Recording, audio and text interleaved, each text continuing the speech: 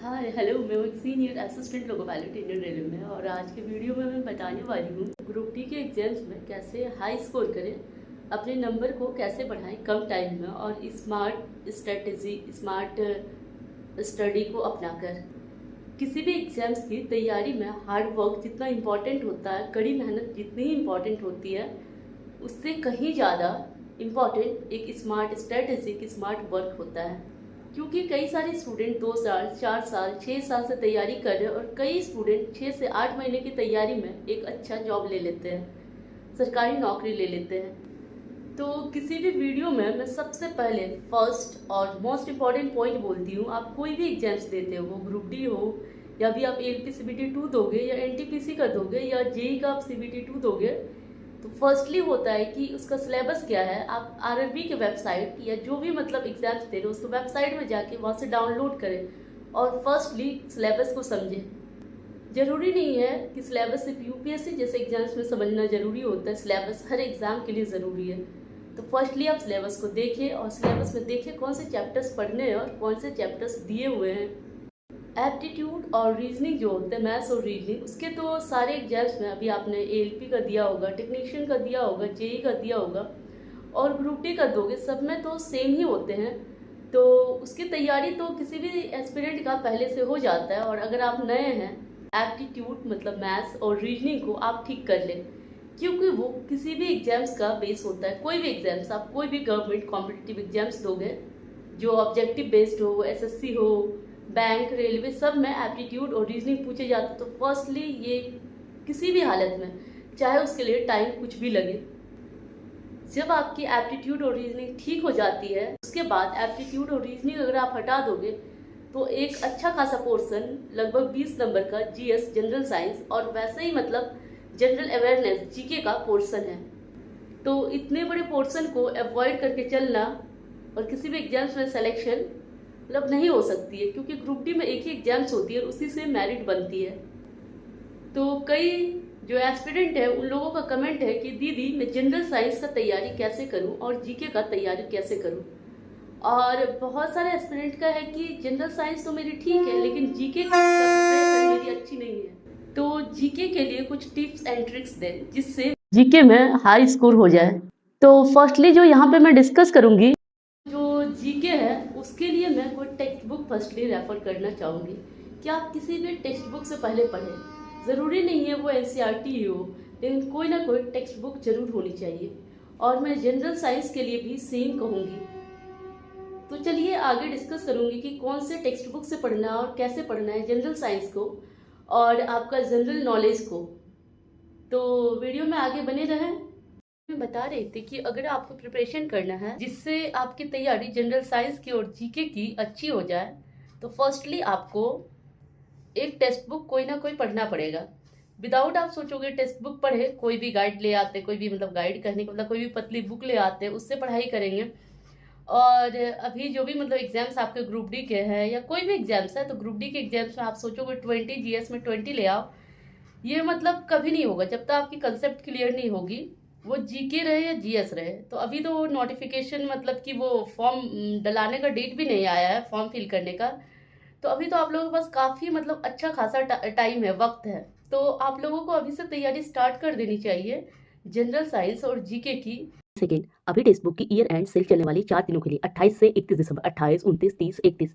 अगर आप लोगों ने अब तक परचेज नहीं किया तो आप लोग परचेज कर सकते हो, जो साल के अब तक के सबसे लोएस्ट प्राइस होंगे।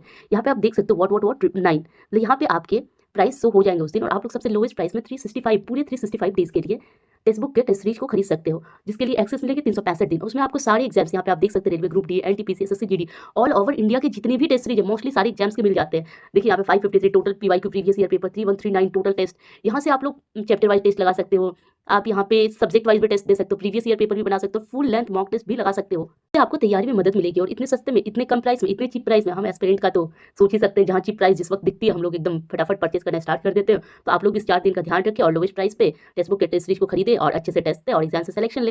अगर आप लोगों को इस प्राइस के बाद भी यहाँ पे जो मेंशन प्राइस है डिस्काउंट चाहिए, तो 12% यहाँ पे आप देख सकते हैं, 12% डिस्काउंट के लिए आप लोग कूपन कोड यूज कर सकते हैं एग्जाम, तो एक्स्ट्रा 12% का डिस्काउंट मिल जाएंगे। तो यहाँ मैं अपना स्ट्रैटेजी बताती हूँ कि मुझे जैसे कि जनरल साइंस किसी भी कॉम्पिटिटिव एग्जाम्स के लिए, मान लीजिए ग्रुप डी एग्जाम्स के लिए करना हो, तो मैं क्या करूँगी, मैं सबसे पहले एक टेक्स्ट बुक मंगाऊंगी।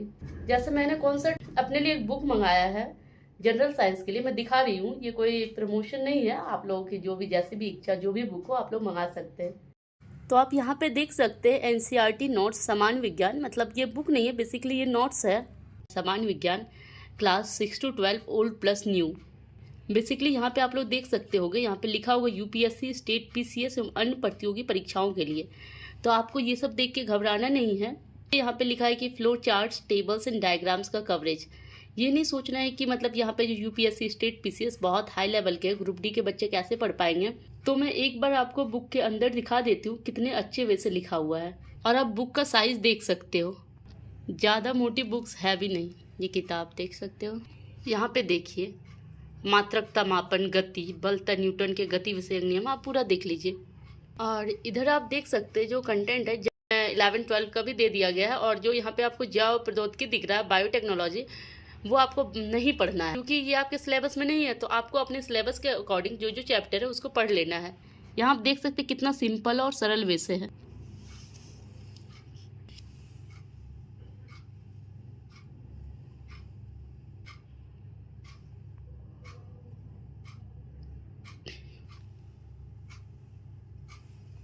सिर्फ 291 पेजेस है टोटल। आप देख सकते हैं इसी बुक में 6 से लेकर 12 तक मतलब old plus new NCERT cover है। तो आपके जो एग्जाम्स में पूछे जाएंगे उसमें तो मोस्टली 10th तक पूछे जाएंगे, 6 से लेकर 10th तक। तो आप लोग ऐसे ही एनसीईआरटी नोट्स 6 से लेकर 10th तक मंगाइए, या फिर आप एनसीईआरटी बुक भी पढ़ सकते हैं। जैसे मैं दिखाई, क्योंकि मेरे काफ़ी सारे एग्जाम्स रहते हैं, तो मैं जनरल साइंस के लिए क्या करती हूँ, मतलब वो भी कोई टेक्स्ट बुक जैसा नहीं है, लेकिन एनसीईआरटी वो नोट्स है। आप लोग बहुत बार पूछे थे कि एनसीईआरटी नोट्स बताइए कहाँ से मंगाऊं, क्या करूं।